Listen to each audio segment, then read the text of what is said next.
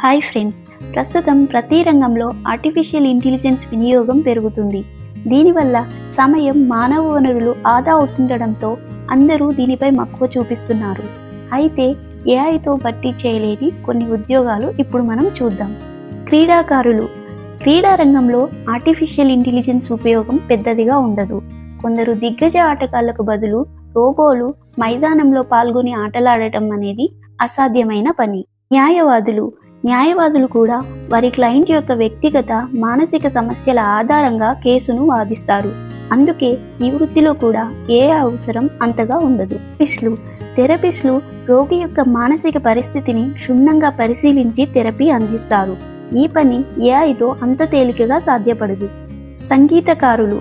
సంగీత ప్రియులు కోరుకునే విధంగా ఏఐ సంగీతాన్ని అందించడం అసాధ్యం.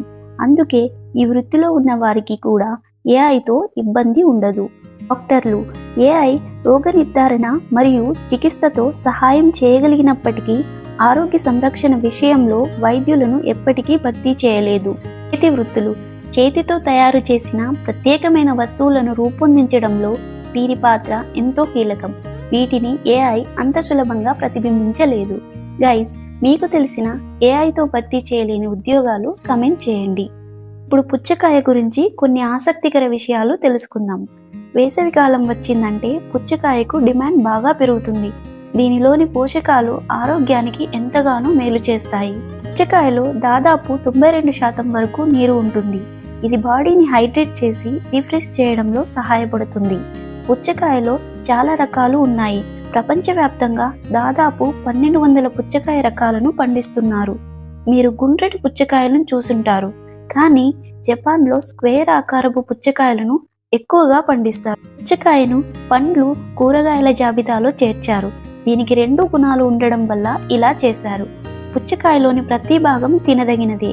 లోపలి భాగం, విత్తనాలు మరియు తొక్క కూడా తినవచ్చు. దీని శాస్త్రీయ నామం సిట్రల్లస్ లానస్. ప్రారంభంలో పుచ్చకాయలు తీయగా కాకుండా చేదుగా ఉండేవి మరియు పసుపు, తెలుపు రంగులో ఉండేవి. విత్తనరహిత పుచ్చకాయలను 1993లో జపాన్లో పండించారు. జ్వరం వచ్చినప్పుడు తినకూడని ఆహార పదార్థాల గురించి తెలుసుకుందాం. జ్వరంతో బాధపడుతున్న సమయంలో తినే ఆహారం విషయంలో అనేక జాగ్రత్తలు తీసుకోవాలి.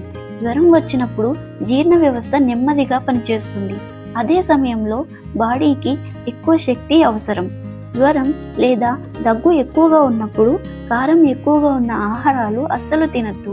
స్పైసీ ఫుడ్ గొంతు మంటకు కారణం అవుతాయి, కఫాన్ని పెంచుతాయి. చక్కెర ఎక్కువగా ఉన్న ఆహారాలు అస్సలు తినద్దు. చక్కెర ఉన్న ఆహారాలు తింటే శక్తి తగ్గుతుంది. జ్వరం ఉన్న సమయంలో కెఫిన్ అధికంగా ఉన్న ఆహారాలు అస్సలు తినకూడదు.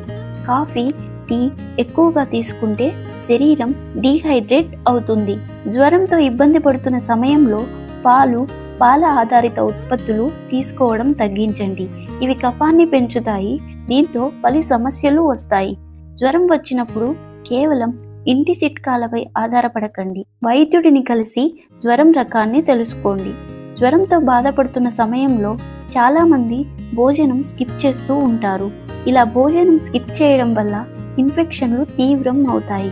జ్వరంతో బాధపడుతున్న సమయంలో ముందు చెప్పిన జాగ్రత్తలు పాటించండి, లేకపోతే జ్వరం దీర్ఘకాలిక సమస్యగా మారవచ్చు. గైస్, ఈ కంటెంట్ మీకు నచ్చింటే లైక్ చేయండి. మరిన్ని వీడియోల కోసం సబ్స్క్రైబ్ చేసుకోండి. Thank you.